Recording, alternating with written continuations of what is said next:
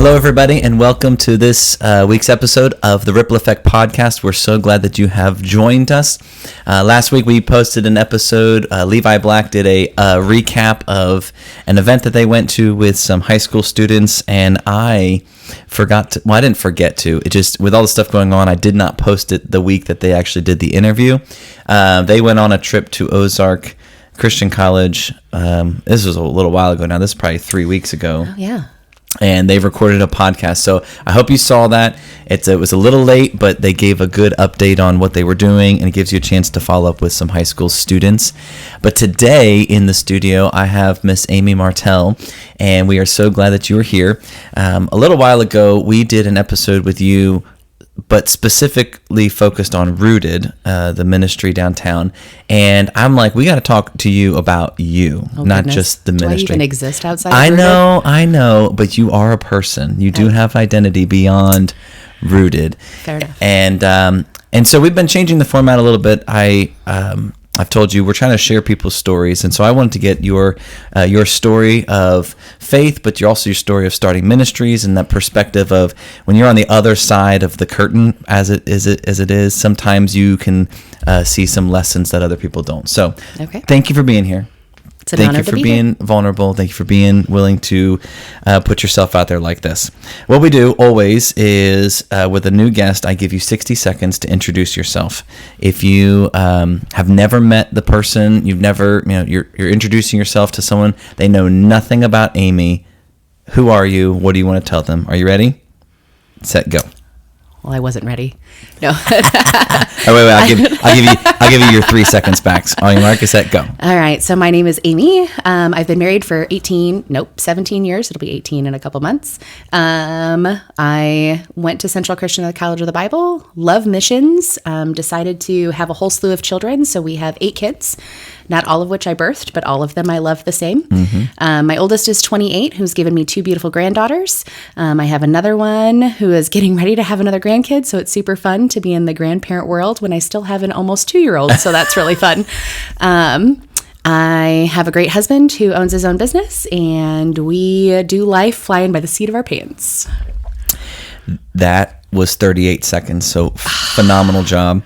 That could be your memoir, Life by the Flying by the Seat of Our Pants. We do it on a regular. That would be a great one. How much is it going to cost? It doesn't matter. We'll figure it out. We will figure it out. That's awesome. I wanted to get a quick, get people kind of a taste of who you are, because we talked a little bit before. We tried to record a podcast and it didn't work. And so this is our second go at it. I didn't bring the 2-year-old this time. It was, and I'm not even convinced it was his fault. He was adorable. I learned some things that I didn't know about you. Okay. So talk us through your introduction into ministry, particularly leading up to a desire and wanting to do missions. So where were you introduced to Jesus? And then what led you to even saying, like, I want to do missions? So I grew up Catholic, and my mom stopped going to church because of a priest who told her something she didn't agree with. So we stopped going to church altogether, moved several minutes away from where we lived before, and I went to school and became best friends with the preacher's kid of a local congregation. She invited me to church camp, and pretty much the rest is history. I desired to follow Jesus from church camp. I got baptized when I got back to church, spent a lot of time in youth group. A former missionary became our youth minister my senior year of high school. He started in January. I was graduating in May, and he was just coming off the field in Ecuador and said, "Oh, you have a heart for missions. You want to see what other cultures are like?" "I do. What if you go to Ecuador? You can stay with a family that I used to minister to." "For real?" And where you're from, it's like, yeah, sure, let's go. Sure, yeah. So I came from a pretty broken home. I didn't have mom and dad. I had lots of step parents and all the things. And so at that point in time, I was getting ready to turn 18. I didn't care what my parents said. I was going to Ecuador. And I did. The youth minister at that time flew out with me. I stayed for 3.5 months. He only stayed for 2 weeks, and I lived with that family. Wow. And I learned their culture, and I spent time in their church with their kids and with the youth of that congregation. It was so cool. It was I came back with such a desire to want to serve cross-culturally because there's something so different in living in someone else's culture that you didn't grow up in. And so I loved Ecuador. I still love Ecuador. I wish I could go back. Don't cut it out. I mean, it might happen still. Fair enough. And so I loved being in another culture. So then I started researching colleges that I could go for missions. Stumbled upon Central through a recommendation of my where I went to church at Little Church of Christ in Lowell, Indiana. Said, hey, why don't you go check out this college? I did. I met this really fun guy who gave us a tour. His name was Lorenzo. Who just sparked all the joy that could, he could exudes joy. He still does. Exactly. He still does. Yes. And so I was hooked. I wanted to be there and spent some time as in the dorms and never finished my degree then. I ended up getting married. Didn't get my master's degree from Central though. That's right. There just was from a homeboy here in town. It was the bowling alley. Love at first strike. Yes. Oh, it's gonna be such a good movie. That's a good movie. Oh goodness. I was cooking at the snack bar, and he was working the registers and stuff, and the rest is history there. Match made in heaven. Yeah. And so got married. We started home parenting at. And he had no desire to work cross-culturally. So, yeah, I was going to pause the story there to say, all right, missions is their heart. Get married. He's like, I'm not going to Ecuador. I chose the boy over the heart of the call. Well, but the heart of the call is still there. The boy has definitely supported the heart of the call today. But how'd you get from, all right, I want to go do missions, which is the heart of a servant anyway, to foster care? Because that's not a huge leap, but that's a kind of a pivot. It is a pivot. It's its own mission field. It is a hard mission field. Talk about different cultures. You're throwing 8 different cultures into your home all at the same time. You talk about marrying somebody so I married somebody who's from Missouri, and I grew up in the Northwest Indiana region, which is like Chicago. It was hard enough there. Country boy. Right? And the pace of life is a little different. Very. Anyway, so we started volunteering out at Coyote Hill, and him and I would go out there together. Then I became a parent aide, and I started working out there, and we would do overnight respites. And so you dipped your toe in the water. We did. Yeah. And so we would do the respite night. So Coyote Hill used to be ran where you were a full-time employee of Coyote Hill, and once a week you got a date night. And so overnight, the parent aide would come in and take care of the kids from the time they got out of school until the next morning they'd take them to school. So you would get a full overnight off. Yeah. Wonderful. It was gorgeous. It was wonderful. And so we would take the kids, we would be the overnight parent aide for all 3 homes. And so we would do the overnight for one house, and then we'd move over to the next one, and we'd do the overnight because we didn't have any kids of our own at the time. So why not? We just overnight respite for all 3 homes. Yeah. And great experience. Great, how are we going to be as parents? Great. Testing of communications and then one of the homes became available, and Daniel said, "Hey, why don't we do this?" Wow! And so we interviewed and became home parents out there. Wow! Before we ever had kids, we had only been married for a little over a year when we started. Wow! As home parents, and then had our first biological kid while we were out there. Yeah. So, huge heart for missions. Love Jesus. Love foster care, love helping kids that don't have a home, and eventually it leads you to start Rooted. And God gave you this vision for this ministry that would be supportive of families that are either trying to reunite or families that are in foster care, training up people and kids that have aged out of foster care. We just talked that right after this, you've got to go do a visitation, which is another ministry that you guys have. I want to know about the excitement in starting Rooted, because starting things is very exciting. And before we talk about the hard stuff, let's talk about the exciting things of, can we really do this? Where's God at in the excitement, and how you were inspired to start this ministry? Well, I had a dream. this great little bustling little community environment with a restaurant. I grew up in restaurants. My dad has been working in and has owned restaurants my whole life. And so I grew up on the line. I knew what a restaurant looked like. I've served. I've done all the different areas of a restaurant. And so I've seen how food brings people together. And I swore up and down all my life that I would never own a restaurant. My dad wanted me to take his over, and I said, absolutely not. Never going to do it. Nope. Isn't I love that how funny? God takes your never and says, Isn't that funny? Not so much. Well, I don't know if funny is the right word. Anyway, so food is something that brings people together. And so I had this dream of this place that was bustling with people, and I could hear the excitement, and I could see people's lives being changed, and there were apartments upstairs. Because so we see this gap in older youth that don't want to be part of the system anymore, so they don't want to use the states as resources anymore because they want out of the chains of the state. Yeah, and they should. They want independence. They want to stand on their own 2 feet. But they don't know how to do it. So they get stuck. They want to break the chains, but then have nothing to stand on.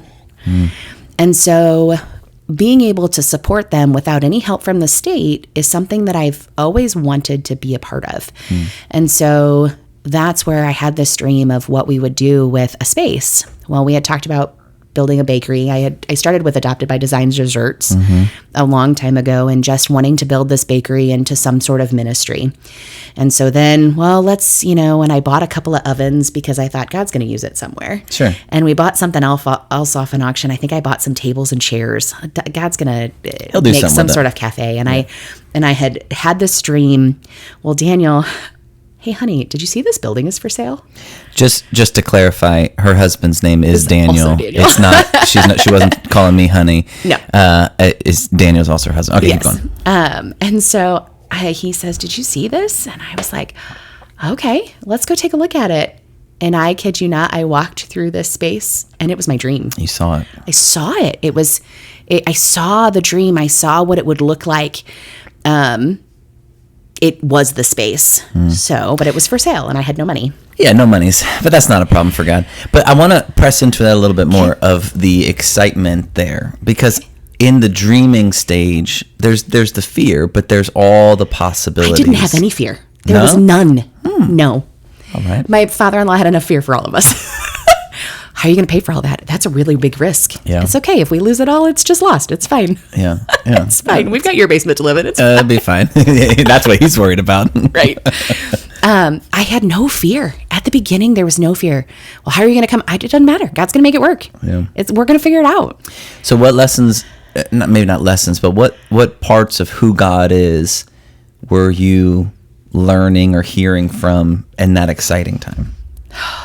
Just he's my provider. And the pure joy of and trust in that. He's got it. Yeah. And it was unhindered. Unhindered. For months, I had nothing but pure excitement. Even as we were praying over the building and he wanted it for sale, he didn't want to rent. Right. I had no idea how to come up with that kind of money. Right. And so I wrote him a letter and told him what we wanted to do with the building. And he chose to rent to us for almost a full year before we could purchase the building. Get stuff together. Yeah. Yes. And so through all of those things, we earnestly saw the way God was providing and making it work and making the path very clear. And I had no fear. No questions even. Just knew that this was the path that we were supposed. I mean, I've had some since. But, for sure. But just this clear, it felt so right, and it looked so clear, and it looked like it couldn't have aligned more clearly. And now even sitting here talking about it, I remember all those feelings, and it reignites that excitement. Well, the excitement and the surety of I wasn't walking a path just I wasn't being flippant. Yeah. If it's of God, it's going to be right. And maybe to other people, it's like, oh, you haven't, you're not doing it the right way, or you're not considering these things. But if it's from God, it's not going to fail, and it's going to be fine. And so there's that so much energy that sometimes it does fail even when it's of God, because it could have been something that's just there for a season. So it may, just because even if it were to fail, it doesn't mean it wasn't that I made the choice flippantly either. So Right. just a truth there too. In the sense of, well, I'm not failing, it's like in the sense of it's not on you. Like this is a dream that's been given to you. Right.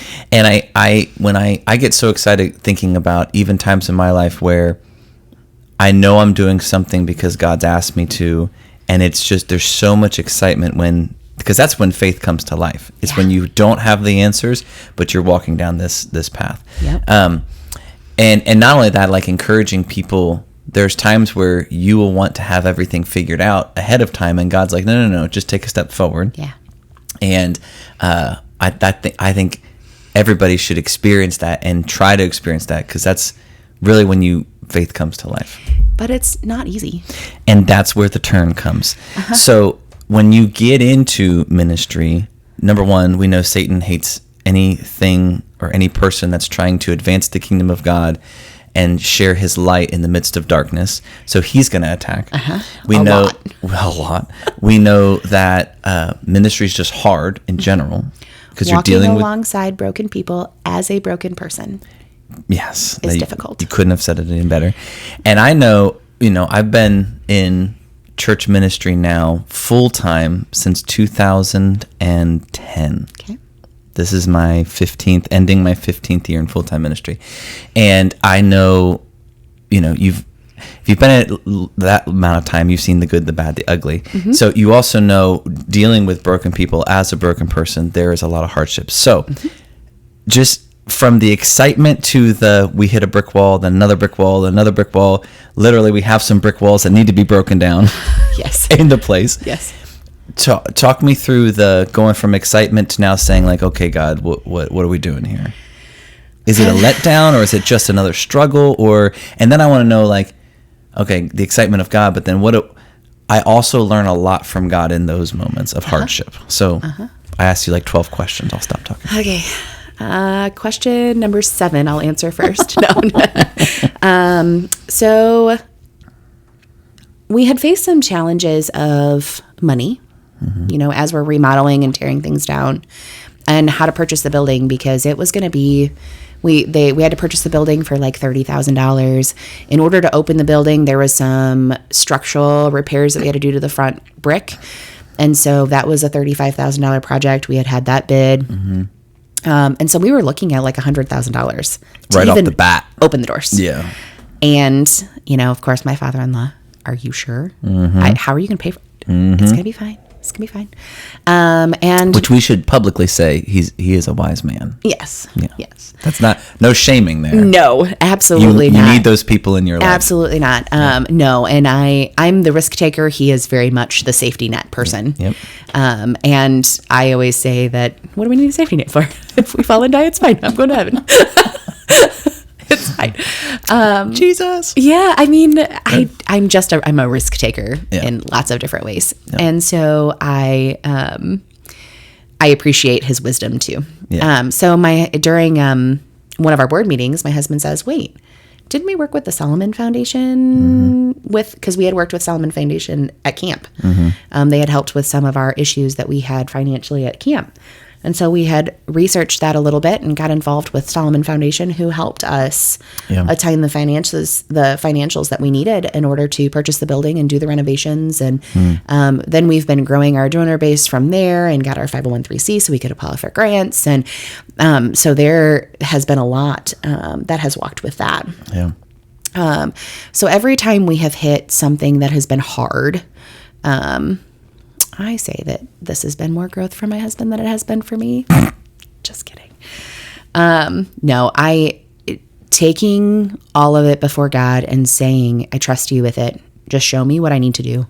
To have my hands open, my heart open, my eyes open, my ears open, all of it to, okay, God, I need your wisdom. I have no idea where to go with this. And to be able to continue walking that way. And saying, I can only do what I can do today. So my house payment that's due in 2 weeks, I can't worry about that right now. Yeah, I got to do what I can do. I have to do right now what I have to get done right now. Okay, tell me, here's my list of 25 things. What is most important, God? These 3 things I need to get done. Okay, if I get more done, great. If I don't, then it's on tomorrow's list. Right. And just focusing on what God wants me to get done today. In moments of hardship, I think sometimes, even our capacity to think beyond what needs to happen now is limited. But talk me through now then, all right, in the excitement and the joy and the dreaming and the fearlessness, there's a lot about God that I'm connected with and drawn to.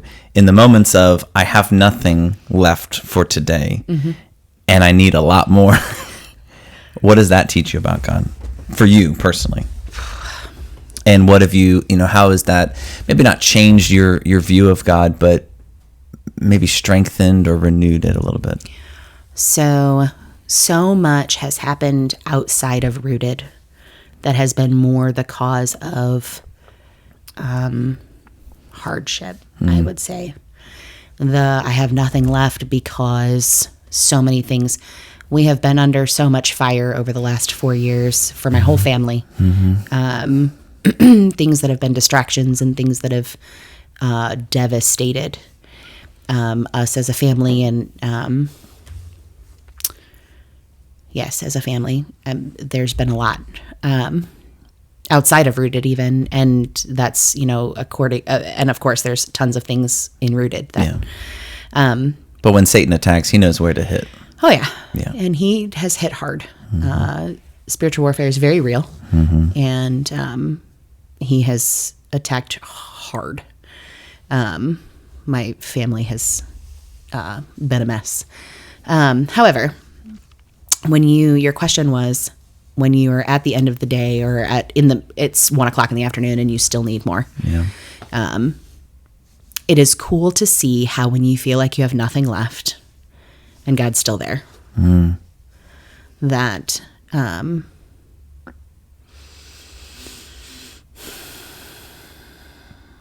the complete dependence on, okay, I need your strength, I have nothing left, and to feel different, to feel that God is filling you, to feel when I'm literally weeping in my shower floor, because that's where I like to cry.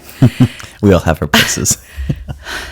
When I'm literally weeping and I can feel his presence just with me, that he's crying and he hears me. Those things, how personal God is, that he's constantly with me. Even when he doesn't give me the answer right away, because he doesn't reveal it always. Right, but isn't that a reminder of the strength you need isn't in the answer. It's not in this particular resource or whatever you're looking for. It's just that reminder. It's in me. It's me being here with you. Because at the end of the day, Rooted doesn't matter. Sure. At the end of the day, whether or not I pay my house payment or not, it doesn't matter. Really? God, be with me, Jesus. You're the only thing that matters. Really. Yeah, and you get to experience that strength in a different way in the valley than on the mountaintop. Correct. And both are vital, but it is a different kind of strength. When you're around, like the only human example I can think of off the top of my head, I'm sure there's many more, is like when you're at your end or you've completely made a mess of yourself, and then the person that you love or a parent or a spouse is still there saying, no, we're going to be okay. Like there's some kind of just peace and resolve and strength that comes from that. And that's what God does for us when we are there in the hard places. So where you're at right now, is there anything particular that God's been just pushing on you, teaching you, showing you? I hesitate to say the P word, the patience, because... Oh, don't say it out loud. I know. My husband, Daniel... Long-suffering. Hates when, we'll ask for prayer groups to pray over us or whatever, and they say the P word. Yep, don't say the word. He will actually open his eyes and look at me. Patient. And I'll laugh at him because I'm like, I know, but God's already trying to make you more patient, so just deal with it. Yeah, the problem is that then that means he gives you the opportunities to be, and we don't want that. Yeah. I know. No, that term, long suffering. How long? I want to know how long. A little longer. And is it only a little? Do we know it's only a little? To God, it's probably a little. The Israelites were in the desert for 40 years. And that was a little time for him, not for them. I know. So then I'm like, okay, I don't know if I can do this for 40 years. Yeah. But I've got 3 down. Anyway, right now it's very much being content in the unknown. Being content with, how am I going to be able to make payroll? I was so excited. I knew how much I had in my bank account and I needed to run payroll. And so I ran hours, and usually payroll's a little bit more than what I had in my bank account. And I kid you not, I had within $25 of what payroll needed to cost in my bank account. That's a rejoicing moment. Like, yeah. But he does this time and time again. And so I would really like someday to have a little bit of a surplus. Can I not have $25 more? Can I have like a $5,000 buffer? Where's the baseline there? Right? And so that has been a hard thing for me. Because he has been the provider and has provided the provisions we need day to day. And now I'm praying to take us to a land of abundance. Yeah. Because I want to be in a land of abundance where I don't, not that I worry so much, because I'm not a big worrier. I'm a good one to say, I trust you in tomorrow. But I want to trust you in tomorrow and just know that it's happening. I don't know. And you're also the dreamer of saying we could do all of these things if we had the abundance, or if we had these things. So that, I don't think that's, a bad thing to pray for. We know that the waiting is the refining. The waiting is, for whatever reason, I know I'm going to need this here in the future. And so I think that's a good encouragement, even for people who feel like God has given them a dream or a passion. And it's like, why does it seem like these things are taking forever? Number one, you might not be ready, or whatever the journeys is that God is taking you on is preparing you for whatever is ahead. I think the Israelites is a good example of that, wandering through. It's also a period of refinement, which we don't like to think about. But in it, what God shows you in the excitement, but also in the valley, is just as important and amazing. And that's hard to see. I can even think about all the things that we're doing right now to serve in Rooted right now. I mean, I grew up in restaurants, so I knew how to cook. I've ran restaurants. I know how to do that. I was working at Connect Christian Camp for a long time, so I knew the ministry side of it. And I was doing leadership development, which was helping job skill train and leadership development there. Just and that's part of where what you're doing. So yes, so I can see all the different things that I'm doing in Rooted right now, all these different years of my life that have prepared me for what I'm doing now. And so that is really neat to see how God has utilized all these different periods of life to be able to shape you and teach you, and skills that you develop, and even things from my own childhood, how much I can relate to the foster kids. I never spent any time in foster care, but if I grew up in today's age, I probably would have, kind of thing. Yeah, absolutely. Well, I want to pivot here because we have just a few minutes left. You and I went to college together. Yeah. Our period time overlapped. I was just curious because I was thinking about how much time had passed since I had been in school. I don't know if you feel the same way, but it doesn't feel like that long ago, even though it was that long ago. 2006. Yeah, it's been almost 20 years. It has been. Yeah, next year will be 20 years. I came in 2007, so I'm right there near you. Time goes quickly. Is there anything that you, like, looking back, you're like, I wish I would have, I don't know, taken advantage of, or just like appreciated? Or is there any, I don't know, not like we want to, just talk badly about all the things that we wish we could have done. That's not the point of my question. But is there anything that you just wish you would have appreciated even more? I would have appreciated singleness. Oh, Daniel, don't watch this. No, I'm just kidding. Not because I don't love being married. Sure. Or that I don't love my children. Right. Or that I don't love ministry. Sure. But taking care of just me, myself, feeding me, myself, doing my own Bible study, having quiet time. Ooh, I want to go to the mall today. I got $20 in my account. It's fine. Like the freedom and the... That right like, there. Whatever that word is. Yeah. Okay, yeah. And there are so many things that are so joyful about right now. Yeah, absolutely. But it's hard. Sure. And raising young children, I have a toddler. And when you are, I don't know, how old were you when you went to school? I was 21. Yeah, you were a little older. When you're in that period of 18, 21, in that age range, you're only thinking about tomorrow. Yeah. You're just thinking about what's next and where I want to be, and this is just a pass-through time. And that's natural because, honestly, my brain wasn't fully developed even in college. Some say it's still not. But that's Macy. natural. Yeah, Macy's the one that said that. It's natural, but I totally hear that of I thought so much about what was next that I didn't fully, I don't know, hang on or appreciate or just even be happy with where I was. Right. Content with today. And maybe that's a lesson for all of us because life is constantly changing. And that toddler's not going to be a toddler for long. I know. Yeah. Well, Even cool. enjoying the first part of marriage, without kids. I always wanted to go to Coyote Hill and do all, I wish, just. We should have just enjoyed yes. together. Yeah. Yes. Content and even now. It's almost like God knows us better than we know ourselves. And he's like, hey, just be content where you are because it's going to change. Well, there's a good lesson for all of us. Amy, thank you so much for sharing.